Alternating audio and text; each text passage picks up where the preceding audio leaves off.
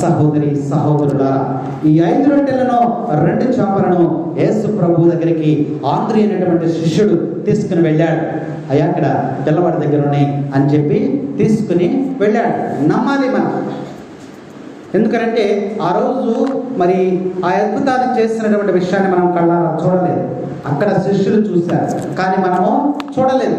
కాబట్టి ఒక విషయాన్ని మనం జ్ఞాపకం చేసుకుందాం. ఇశ్రాయేలు ప్రజలకు దేవుడు ఆహారాన్ని ఎలా ఇచ్చాడు? అరణ్యములో ఆకాశం నుండి కురిపించాడు. ఏంటి దాని పేరు? మన్నా అనేటువంటి భోజనాన్ని కురిపించాడు. ఎంతమంది వచ్చినా సరే ఆహారం తరగలేదు. ఆకాశం నుండి ఆహారం పడతామంటే మామూలు విషయమా? నువ్వు ఎక్కడుంటే అక్కడ ఆహారం పడతామంటే విషయమమ్మా. మనకు ఆహారం కావాలంటే మనం ఎక్కడికన్నా వెళ్ళాలి. కానీ నువ్వు ఎక్కడుంటే అక్కడే ఆహారాన్ని కురిపించాడు ఆకాశం నుంచి. ఒక అద్భుతం. Praise the lord. అలా ఆహారాన్ని కురిపించాడు. నువ్వు చూసావా?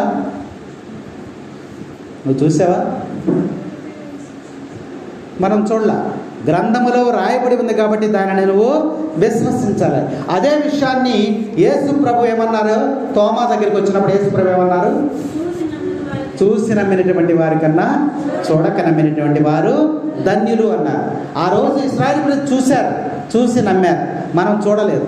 కానీ ఆ రోజు ప్రభు అద్భుతం చేశాడంట అని చూడకుండా మనం నమ్ముతున్నాం. కాబట్టి మనము వాళ్ళకన్నా ధన్యమైనటువంటి జీవితాన్ని పొందేమనే సత్యాన్ని మనం హృదయంలో బలపరుచుకోవాలి. Praise the lord. కాబట్టి ఈ 5 రొట్టెలు 2 చేపలు కూడా 5,000 మందికి ఆహారముగా పంచాడని నువ్వు నమ్ముతూ ఉన్నావా? విశ్వసిస్తున్నావా? ఈరోజు వాక్యము వినినటువంటి నీవు అలాంటి విశ్వాసంలో జీవించాలని ప్రభు మనకి ఇక్కడ తెలియజేస్తూ ఉన్నాడు. అయితే వాక్య భాగంలో చూసినట్లయితే ఇవి తీసుకెళ్ళి ఎక్కడ పెట్టారమ్మా?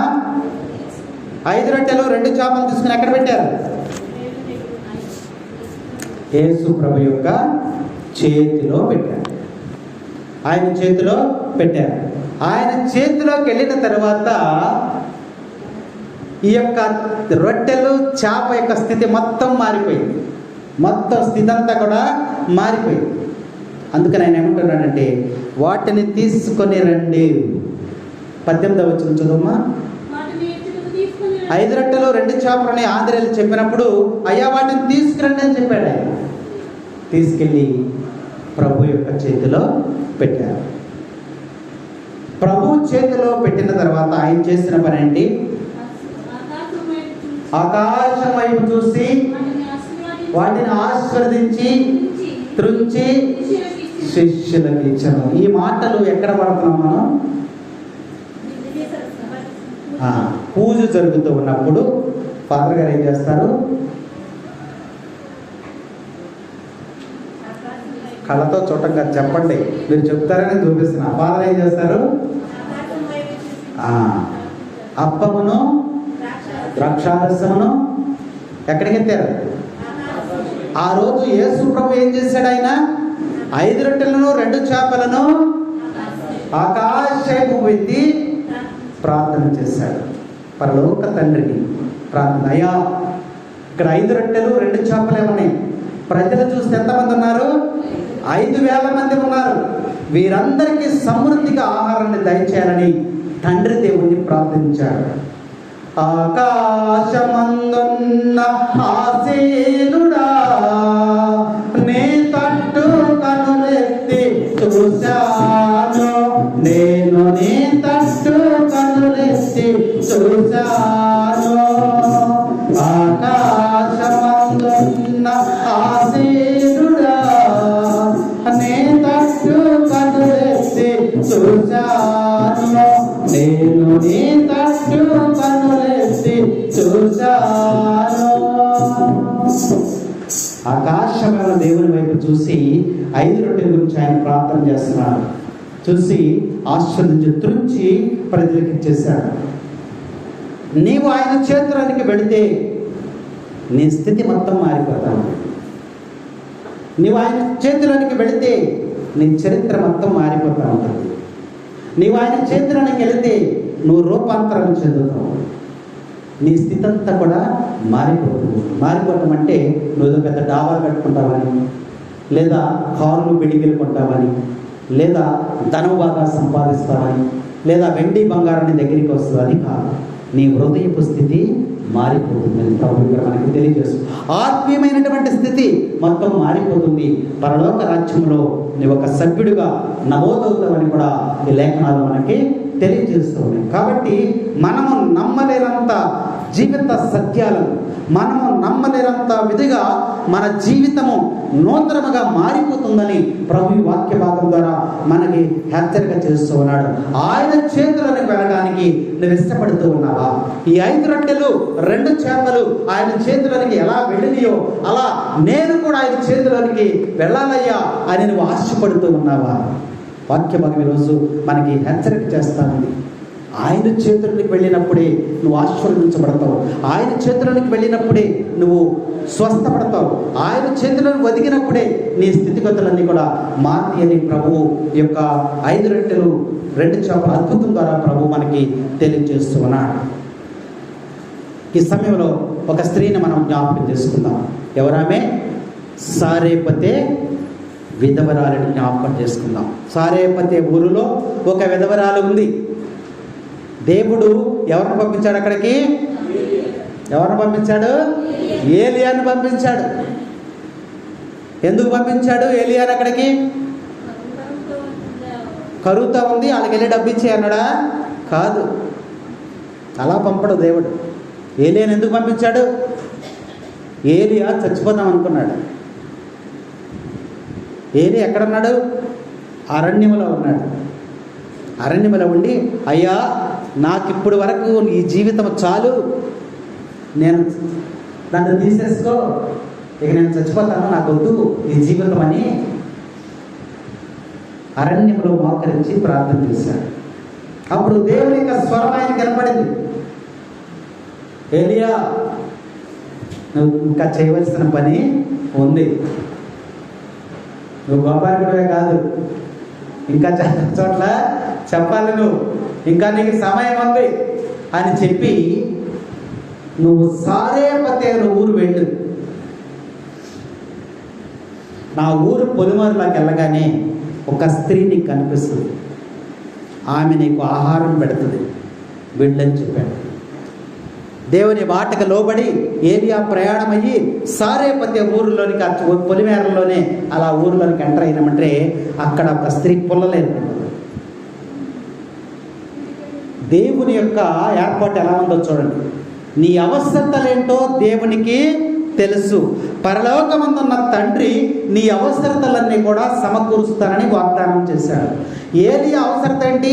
ఆకలేస్తుంది, ఆహారం కావాలి. దేవుడు సమకూరుస్తున్నాడు. అక్కడికి తీసుకొచ్చాడు. ఆ స్త్రీతో మాటమ్మా, నాకు ఆకలిగా ఉంది, కొద్దిగా ఆహారం పెడతావా అని అడిగాడు. అడిగినప్పుడు, అయ్యా ఈయన దేవుడు పంపించగా వచ్చాడన్న సంగతి ఆ విధవరాలకి తెలియదు, దైవ భక్తుడని తెలియదు, దేవుడు ఇతనితో మాట్లాడతాడన్న సంగతి అస్సలు తెలియదు. ఎవరో ఒక వ్యక్తి వచ్చారనుకున్నారు. వచ్చినప్పుడు వెంటనే, అయ్యా నా దగ్గర ఏమీ లేదు, కొంచెము పిండి ఉంది, కొంచెము నూనె ఉంది, ఈ పుల్లలు ఏరుకుని వెళ్ళి నేను ఈ 2 రొట్టెలు కాల్చుకొని నేను నా బిడ్డ బ్రతుకుతాం. ఎందుకనంటే ఇక్కడ 3.5 సంవత్సరాల నుంచి వర్షం పడతలా, పంటలు లేవు, కరువులు వచ్చేసింది. కాబట్టి ఇక మేము రేపటి నుంచి పస్తుండి చనిపోవటమే అని చెప్పింది. అలాగునా, అయితే ఒక పని చేయి, ఇది దేవుని యొక్క ఆజ్ఞగా భావించి ఒక పని చేయి, ఈ పుల్లలు తీసుకుని వెళ్ళి రొట్టెను కాల్చి మొదటి రొట్టె నాకు పెట్టు, తర్వాత నువ్వు నీ కుమారుడు తిందుకుని. అప్పుడు ఆమెకి డౌట్ వచ్చాడు, ఉన్నదే ఇంత, ఒక రొట్టె అవుద్ది, నా బిడ్డ నేను సగం సగం తింటాం, ఇంకెక్కడ తెచ్చి పెట్టాలి, ఇంకెక్కడ మిగులుతుంది అనుకుని ఉండవచ్చు. కానీ ఆయన ఏం చెప్పాడు? ఇది దేవుని యొక్క వాక్కు, దీనిని విశ్వసించు. దేవుని మాటకు లోబడినప్పుడు నీ అవసరతలన్నీ కూడా తీర్తైన సత్యాన్ని దేవుడు ఈరోజు మనకి తెలియజేస్తూ ఉన్నాడు. కాబట్టి అలాగే విశ్వసించింది, ఇంటికి వెళ్ళింది. ఆ పిడత అక్కడ ఉంది, ఆ పిడత అక్కడ ఉంది, పుల్లలు మంటేసింది, పెనం పెట్టింది, అందులో చేయబెట్టింది, చేయబెడితే ఎంత ముద్ద తగిలింది, ఆ ముద్దను చేసింది, రొట్టె చేసింది, ఆ బుడ్డెలో నూనె తీసింది, కొంచెం వేసింది, రొట్టెను దాని మీద వేసింది, అటు ఇటు తిప్పింది, కాల్చింది. ఏలియా గారికి పెట్టింది. తిన్నాడు. మరి ఇంకోటి అడిగాడేమో తెలియదు కానీ తిన్నాడు. అమ్మ ఇంకోటి వెయ్యి అన్నాడేమో. అప్పుడేం చేసింది? పిండి లేదా అన్నాడు. చేయి పెట్టి అందులో అని ఉంటాడు. అప్పుడు మళ్ళీ చేయి పెడితే మళ్ళీ ఎంత ఉంది? మళ్ళీ తీసింది, రొట్టె చేసింది, మళ్ళీ ఎలాగ పెట్టింది, మళ్ళీ చేయి పెట్టింది. అంతే, రొట్టెకి సరిపడే ఉంటుంది. ఒకేసారి అని కూడా వేసుకుంటా కూడా ఉంటుంది. నూనె కూడా అంతే, ఎంత పోసిందో అంతే ఉంటుంది. రొట్టె కూడా ఎంత పెడుతుందో అంతే ఉంటుంది. 3.5 సంవత్సరాలు వర్షం పడే వరకు కూడా ఆ పిండే తరగలేదు, నూనె తగ్గిపోలేదు. Praise the lord. ప్రైజ్ గట్టిగా చెప్పాలి. దేవుడు నీ జీవితంలో కూడా ఇలాంటి అద్భుతాలు చేస్తాడు. Praise the lord. Praise the lord. Praise the lord. కాబట్టి దేవుని యొక్క మాటకు నువ్వు లోబడినప్పుడు ఈ అద్భుతం అనేది తెలుసు. నీ అవసరతలను దేవుడు తీరుస్తాడని లేఖనాలు మనకు చక్కగా తెలియజేస్తూ ఉన్నాయి. కాబట్టి దేవుని చేతిలో ఒదిగిపోవటానికి నువ్వు ఇష్టపడుతూ ఉన్నావా? 5 రొట్టెలు 2 చేపలు యేసయ్య చేతులకు ఎలా వెళ్ళినాయో అలా నువ్వు యేసయ్య చేతులకు వెళ్ళటానికి నువ్వు ఇష్టపడుతూ ఉన్నావా? నువ్వు ఇష్టపడితే నీ జీవితంలో ఒక అద్భుతం అనేది జరుగుతుందని ఈ లేఖనం ద్వారా మనకి తెలియజేస్తున్నాడు. కాబట్టి ప్రభు అంటున్నాడు, తీసుకురా. నీ దగ్గర ఏముందో ప్రభు దగ్గరికి తీసుకుని వచ్చినట్లయితే ఈ అద్భుతం అనేది నీకు జరుగుతుందని చెప్తున్నాడు. తర్వాత వచ్చిన చదువు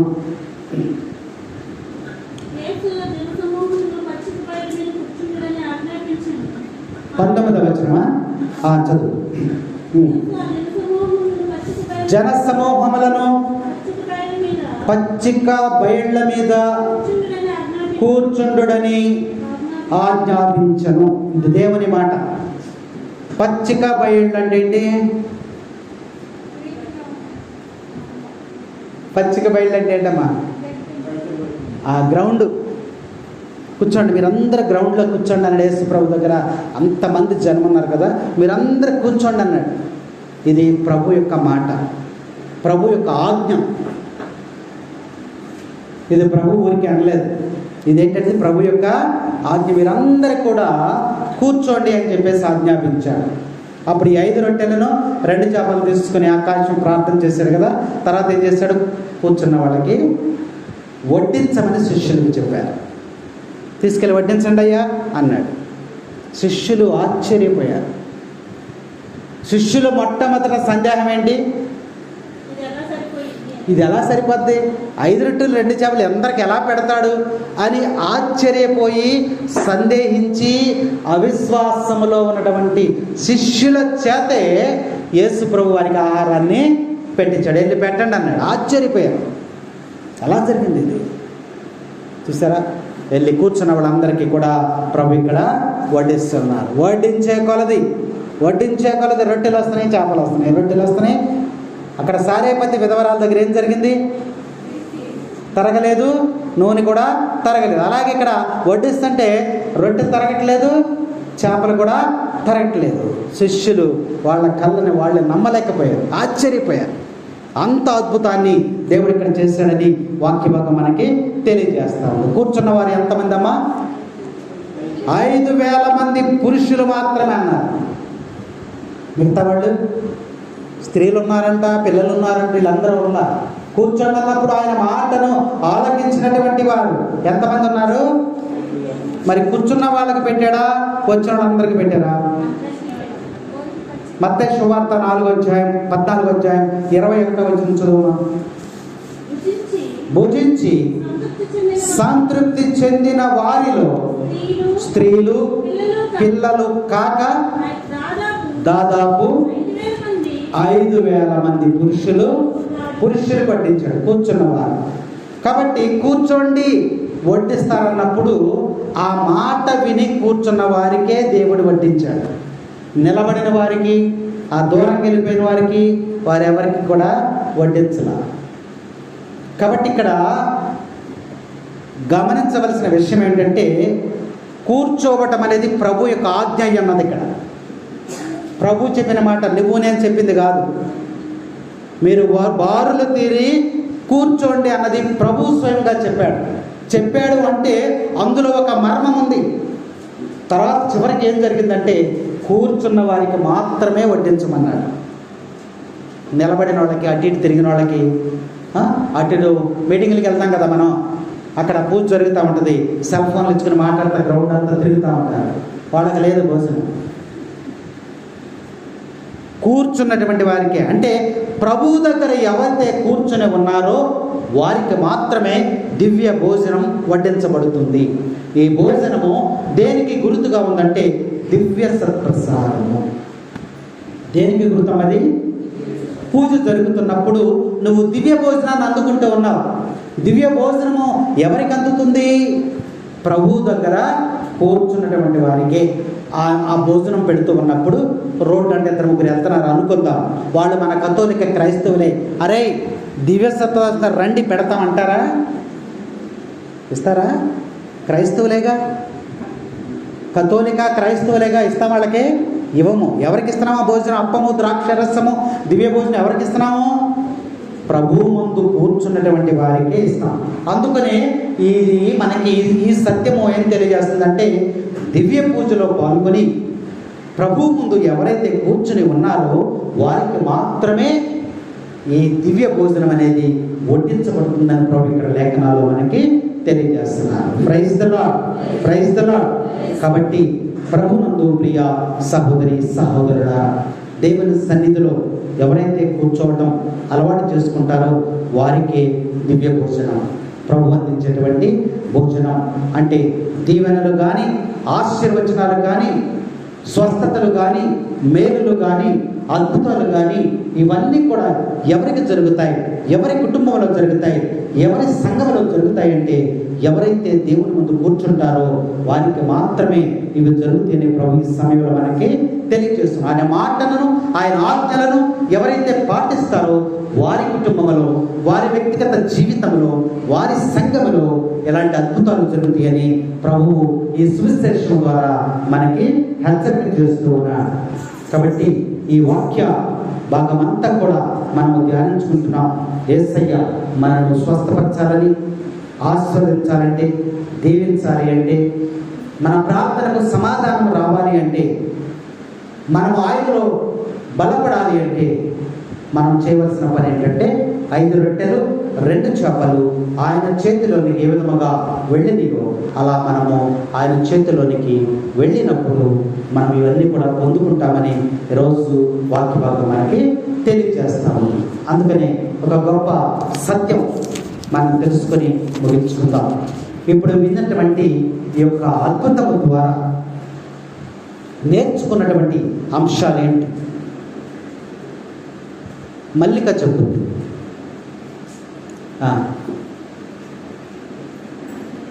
చెప్పుద్దా? చెప్పలేదు. ఎందుకని? ఎందుకు చెప్పలేదు? మీ అందరికీ తెలుసు ఎందుకు చెప్పలేదు, కానీ మీరు చెప్పట్లా. మొదటి నుంచి లేదు, వినలేదు కాబట్టి. అవునా? ఇప్పుడు విన్నటువంటి వారు మీరు చెప్తారు. విన్నటువంటి వారు మీరు చెప్తారు. ఈ అద్భుతము నేర్పినటువంటి అంశాలేంటి? ఇంత వాక్యం మనం చెప్పుకున్నాం కదా, ఈ అద్భుతము నేర్పినటువంటి అంశాలేంటి? మొదటి అంశం, ఈ అద్భుతము యేసు ప్రభు యొక్క చొరవను, యేసు ప్రభు యొక్క ముందడుగును మనకి తెలియజేస్తారు. యేసు ప్రభుని జీవితంలోనికి రావడానికి తొందరపడుతున్నాడు. ఆ బిడ్డ ఎప్పుడు వస్తుందా, నేను అద్భుతం చేయాలి, వాళ్ళు నా దగ్గరికి ఎప్పుడు వస్తారా, వాళ్ళకి అద్భుతం చేయాలి, ముందడుగేస్తున్నాడు యేసు ప్రభు ఈ అద్భుతం ద్వారా. చొరవ చూపిస్తున్నాడు ఆయన. ఇది మనం నేర్చుకున్నటువంటి అంశం. నువ్వు ఎప్పుడైతే ప్రభు దగ్గరికి వస్తావో వెంటనే ఆయన అద్భుతము చేస్తాడు. ఈ అద్భుతం ద్వారా రెండవ అంశం ఏమి నేర్చుకున్నాం చెప్పండి మీరు ఒకటి. యేసు ప్రభువు కనికరము గలవాడని, దయ గలవాడని, జాలి గలవాడని ఈ అద్భుతము ఒక ఉదాహరణగా ఆయన చెప్పాడు.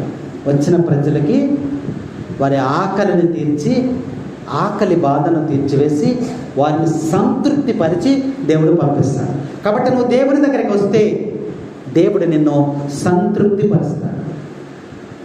శారీరకముగాను ఆత్మీయముగాను నిన్ను సంతృప్తి పరిచి నిన్ను పంపిస్తాడనే సత్యాన్ని దేవుడు తెలియజేస్తాడు. ఇంకా అక్కడ మూడవదిగా చూస్తున్నట్టయితే నీలో ఉన్న ప్రేమ, మనందరిలో ప్రేమ ఉంది, ప్రేమ లేనివాడు ఎవడు లేడు. కానీ నీ ప్రేమ క్రియల రూపంలో లేనప్పుడు నీలో ఉన్న ప్రేమంతా కూడా వ్యర్థమే. కానీ యేసయ్య ఏం చెప్పాడంటే ప్రేమ, తనలో ఉన్నటువంటి దేవుని యొక్క ప్రేమ కార్యరూపంలో దాచాడు. అది ఈ అద్భుతం ద్వారా మనం నేర్చుకున్న అంశం. మూడవదిగా చూసినట్లయితే ఈ అద్భుతము ఏం చెప్తుందంటే మనకి దేవునికి అసాధ్యమైనది ఏమీ కూడా లేదు. నీ రోగమైన, రొప్పైన, ఆయాసమైన, పశువులైనా, పక్షులైనా, రోగమైన, నష్టమైన, లాభమైన, పాపమైన ఏదైనా సరే ఎందులోంచైనా నువ్వు బయటపడాలి అంటే దేవునికి అసాధ్యమైనది ఏది కూడా లేదు. దేవదూత చెప్తుంది ఈ మాట. ఎక్కడ చెప్పింది? మరియమ్మ గారి దగ్గర. Very good. మరియమ్మ దగ్గర. మరియమ్మ, ఎందుకు నువ్వు భయపడుతున్నావు? దేవునికి అసాధ్యమైనది ఏమన్నా ఉన్నదా? ఇంకో చాట చెప్పారు. ఎక్కడది? అబ్రహాము విందు ఇచ్చినప్పుడు మరి శారా ఏం చేసింది? నవ్వింది. నవ్వినప్పుడు దేవదూత ఏమంది? నీ భార్య నవ్వనేలా దేవునికి అసాధ్యమైనది ఏమైనా ఉన్నదా? చూసారా? ఇంకో చాట కూడా వ్రాయబడి ఉంది. ఇంకో చాట ఎక్కడ ఉంది? జక్కయ్య దగ్గర దేవుడు మాట్లాడాడు. జక్కయ్య దగ్గర ఏమన్నాడు? నన్నెవరూ స్తుతించకపోతే రాళ్ళు లేచి నన్ను స్తుతిస్తాయి. దేవునికి అసాధ్యమైనది ఏమన్నా ఉన్నది. దేవుడిని నువ్వు స్తుతించకపోతే ఎంత, నువ్వు స్తుతిస్తే ఎంత? రాళ్ళు లేచి దేవుని స్తుతిస్తే ఎంత? చూసారా? దేవునికి అసాధ్యమైనది ఏది కూడా లేదు అనే సత్యాన్ని దేవుడు ఈ అద్భుతం ద్వారా మనకి నేర్పిస్తున్నాడు. 5 రొట్టెలు 2 చేపలు 5,000 మందికి ఆహారం. ఇంకా అంతకన్నా చేసే గొప్ప పనులు ఎవరు చేస్తారమ్మా? ఎవరు కూడా చేయలేరన్న సత్యాన్ని తెలియజేస్తా ఉంది. ఇంకొక సత్యం ఏంటంటే ఈ అద్భుతము యేసు ప్రభు యొక్క గొప్పతనాన్ని చూపిస్తాం. యేసు ప్రభు యొక్క గొప్పతనాన్ని అలాంటి గొప్ప దేవుడు నీలోకి రావటానికి ఇష్టపడుతూ ఉన్నాడు. ఎంత గొప్ప దేవుడైతివి, మాకెంతో గొప్ప దేవుడైతివి ఓ యేసయ్యా, ఎంత గొప్ప దేవుడైతివి, ఎంత గొప్ప దేవుడైతివి.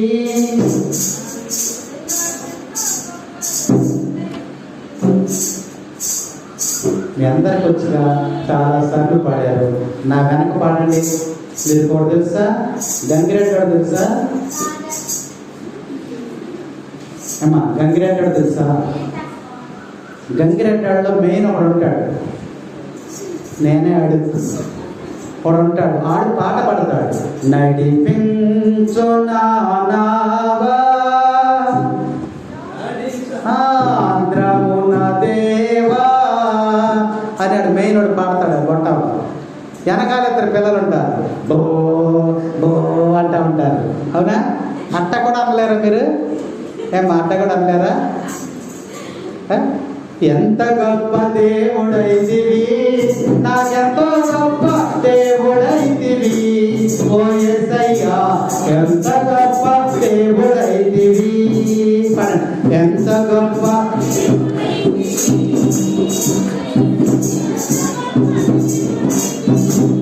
ఎంత గొప్ప దేవుడైతివి ఓ యేసయ్యా, ఎంత గొప్ప దేవుడైతివి. నీటిని అతి మధురమైన రసముగా మార్చిందివి. రసం ఇష్టమా, సాంబార్ ఇష్టమా? రసముగా మార్చుతామని చివరి చెప్పండి. ఓకేనా?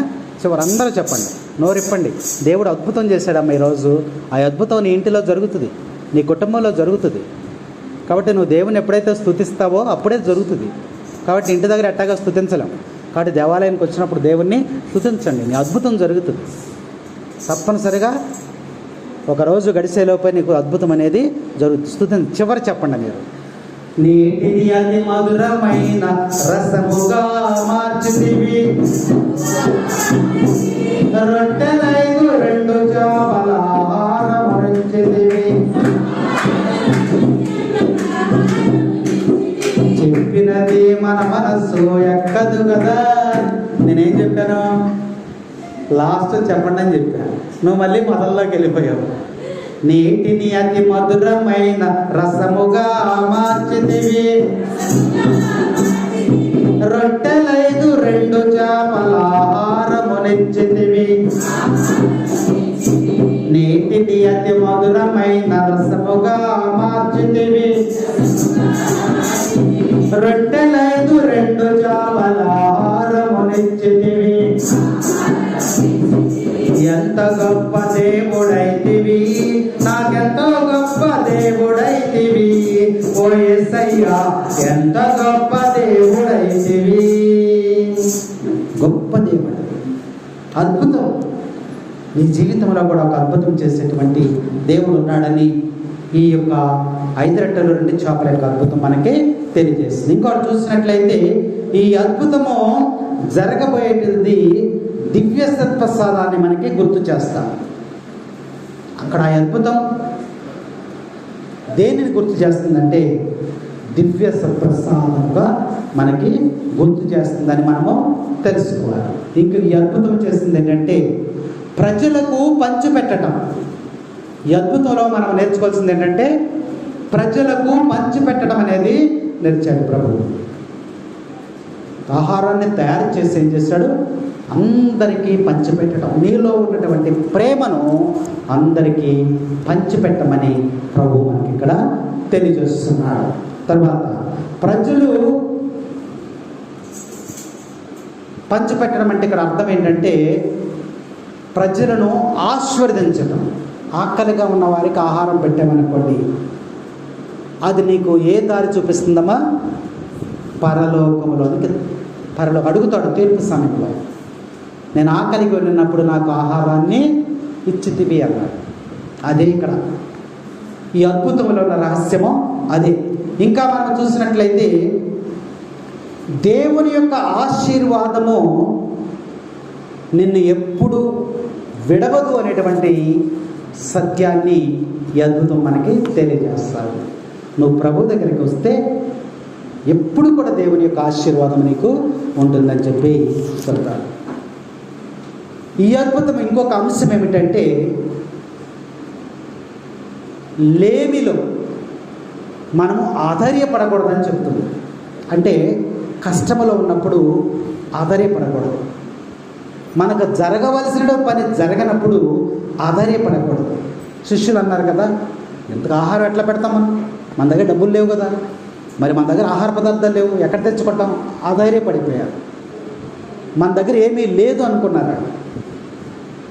కాబట్టి ఈ అద్భుతం ఏం చెప్తుందంటే లేమిలో నువ్వు అధైర్యపడవద్దు అని, దేవుని వద్దకు రావటమే నీ పని అని ఈ అద్భుతం మనకి తెలియజేస్తారు. ఇంకొకటి ఏంటంటే నీ దగ్గర ఏదున్నా సరే, మన దగ్గర ఏది ఉంటే అది దేవుని చేతులలో దేవునికి అర్పిస్తే అప్పుడు అద్భుతం జరుగుతుంది. కాబట్టి నీ హృదయాన్ని దేవునికి అర్పించాలి, సమర్పణ చేయి. అప్పుడు నీలో ఒక అద్భుతం జరుగుతుందని ప్రభు చేసిన అద్భుతం మనకి నేర్పిస్తుంది. కాబట్టి మన జీవితంలో అద్భుతాలు జరగాలి, ఆశ్చర్యకాలు జరగాలి, ఆశీర్వదించాలి, దీవెనలకు కావాలని మనందరికీ ఉంది. అయితే ప్రభు ఈరోజు అది ఎప్పుడు మీకు లభిస్తుంది అని చెప్తున్నాడంటే నీవు నాతో చేతులు కలిపినప్పుడు జరుగుతుంది అంటున్నాడు. నువ్వు ఒక్కడిగా ఉంటే జరగదు, ప్రభు ఒక్కడిగా ఉంటే జరగదు. నీకు అద్భుతం జరగాలి అంటే నువ్వెవరితో కలపాలంట? మా దేవునితో, ప్రభువుతో చేతులు కలపాలి. అంటే ఈయన దగ్గర ఉన్న తీసుకెళ్ళి ఆయనకి, వీళ్ళిద్దరి సహవాసంలోనే అద్భుతం జరుగుతుందంట. కాబట్టి ప్రభువుతో చేతులు కలిపి సహవాసం చేసినప్పుడు అద్భుతం జరుగుతుంది. కాబట్టి ఇంకొక సందేశం ఏంటంటే మనం ఎప్పుడూ కూడా మానవులలాగానే మనుష్యులలాగానే ఆలోచించకుండా దేవుని దృష్టితో కూడా ఆలోచించేయమంటుంది. మనం ఎప్పుడు మన మనసులో మనం ఎప్పుడు కూడా మానవ రీతిలో ఆలోచిస్తాం. ఇది అవుద్దంటే అవతల తీసేయి, వీడు చేస్తాడు, వీడు చేయలేండి తీసేయి, వీడి వల్ల ఏమొద్దు తీసేయి. మానవ రీతిలో మనం ఆలోచిస్తూ ఉంటాం. అయితే ఈ అద్భుతాన్ని బట్టి మనం చేయవలసిందంటే దేవుని దృష్టిలో మనం ఆలోచించినప్పుడు తప్పనిసరిగా ఆ పని జరుగుతుందని ప్రభు ఈ సువిశేషం ద్వారా మనకి బోధిస్తూ ఉన్నాడు. కాబట్టి ప్రభునందు ప్రియ సహోదరి సహోదరులారా, ఈరోజు ప్రభు చేసినటువంటి అద్భుతాన్ని బట్టి దేవుడు మరి మన కుటుంబాలలో కూడా ఎలాంటి అద్భుతాలు చేయాలని ఈరోజు 5 రొట్టెలు 2 చేపలని ప్రభు మనకి అద్భుతం ద్వారా జీవితంలో మనం ఎలా జీవించాలనే సత్యాన్ని తెలియజేశారు. ఆ తల్లి పాత్రను పోషించాలి, ఆ చిన్న పిల్లవాడి యొక్క పాత్రను మనం పోషించాలి, ఆ ప్రజల యొక్క పాత్రను మనం పోషించాలి. తర్వాత మనలో ఉన్నది దేవునికి సమర్పణ చేయాలి అని ఈ అంశాలను ప్రభు రోజు మనకి బోధించాడు. కాబట్టి ఒక చిన్న పాట పాడుకుని మనం ముగించుకుందాం. ఎన్ని రొట్టెలమ్మా? అందరూ చెప్పండి. ఎన్ని చేపలు? ఇదే పాట. 5 రొట్టెలు 2 చేపలు.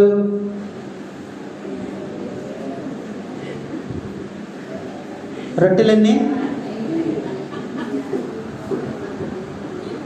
రొట్టెలన్నీ చెప్పండి. చేపలన్నీ? ఎవరు తెచ్చారు? వాళ్ళు తెచ్చాడా? చిన్న బాలుడు తెచ్చాడా? మరి ఇంకా మీకు తెలియదే ఉంది.